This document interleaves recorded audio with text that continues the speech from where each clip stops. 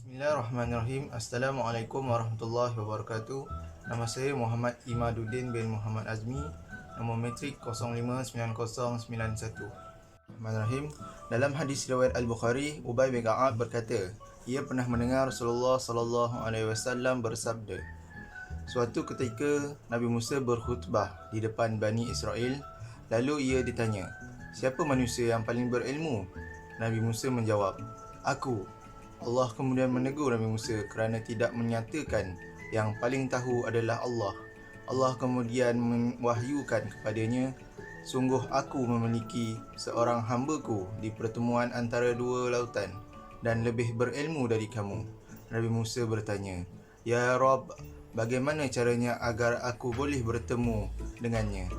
Allah berfirman kepada Nabi Musa, bawalah seekor ikan yang kamu masukkan ke dalam suatu bekas di mana ikan itu menghilang, maka di situlah hamba-Ku itu berada. Kemudian Nabi Musa pergi bersama seorang muridnya yang bernama Yusha' bin Nun. Mereka membawa ikan itu hingga mereka tiba di sebuah batu besar. Mereka membaringkan tubuhnya sejenak lalu tertidur.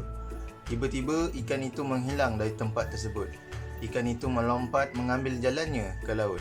Nabi Musa dan muridnya berasa aneh. Kisah Nabi Musa dan Nabi Khidir ini diabadikan dalam surah Al-Kahfi ayat 60 hingga ayat 82. Nabi Musa berkata kepada muridnya, aku tidak akan berhenti berjalan sebelum sampai ke pertemuan dua lautan. Jalan punya jalan, mereka sampai ke pertemuan dua lautan dan mereka lalai akan ikannya. Lalu ikan itu melompat mengambil jalannya ke laut itu. Tatkala mereka berjalan lebih jauh, berkatalah Nabi Musa kepada muridnya, bawalah keluar makanan kita. Muridnya menjawab, tahukah kamu Musa, ketika kita mencari tempat berlindung di batu tadi, sesungguhnya aku lupa hendak menceritakan tentang ikan itu, di mana ikan itu mengambil jalannya ke laut dengan cara yang sangat aneh. Musa pun berkata, itulah tempat yang kita cari. Lalu keduanya kembali mengikuti jejak mereka semula. Lalu mereka bertemu dengan seorang hamba di tempat ikan itu melompat masuk ke lautan. Nabi Musa pun bertanya kepada Nabi Khidir, bolehkah aku mengikutimu supaya aku dapat belajar ilmu yang engkau miliki? Dia menjawab, sesungguhnya engkau tidak akan sanggup bersabar bersamaku.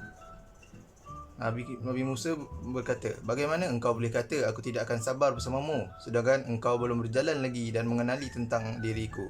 Nabi Khidir bersetuju apa yang diminta Nabi Musa, tetapi dengan bersyarat, di mana Nabi Musa tidak boleh bertanyakan apa-apa sahaja yang dilakukan oleh Nabi Khidir, sehingga dia sendiri akan menerangkannya. Bermulalah perjalanan mereka berdua hingga menaiki sebuah perahu.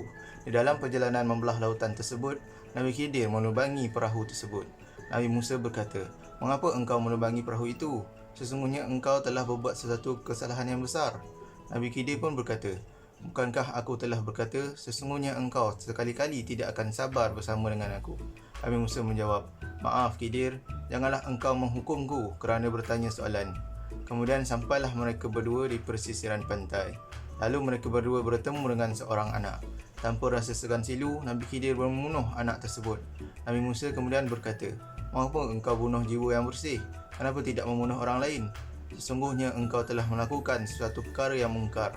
Nabi Khidir berkata, bukankah aku sudah berkata bahawa engkau tidak akan dapat bersabar apabila bersamaku? Nabi Musa berkata, maaf wahai Khidir, jika aku bertanya lagi lepas ini, aku akan berpisah dengan kau. Janji Nabi Musa. Kemudian mereka meneruskan perjalanan hingga sampai di sebuah kota.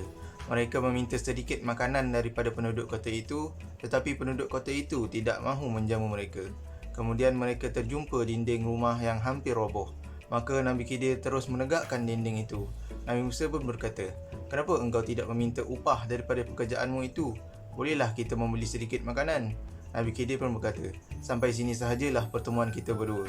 Nabi Khidir membuat keputusan berpisah dengan Nabi Musa. Aku akan memberitahumu engkau maksud apa yang telah aku lakukan sehingga engkau tidak dapat bersabar terhadap. Pertama, sebenarnya perahu itu adalah kepunyaan orang miskin yang bekerja di lautan, dan aku merosakkan perahu itu kerana di hadapan mereka ada seorang raja yang zalim yang merampas setiap perahu yang melalui lautan tersebut. Kedua, sebenarnya anak itu kedua orang tuanya adalah mukmin. Kami khawatir bahawa dia akan memaksa kedua orang tuanya itu ke arah kesesatan dan kekafiran, di mana aku berdoa kepada Allah SWT agar mereka digantikan dengan anak yang lain, di mana lebih soleh daripada anak itu, dan sangat menyayangi kedua ibu bapanya. Ketiga, sebenarnya dinding rumah itu adalah kepunyaan 2 orang anak yatim di kota itu, dan di bawahnya terdapat harta benda simpanan bagi mereka berdua. Sedangkan ayahnya adalah seorang yang soleh.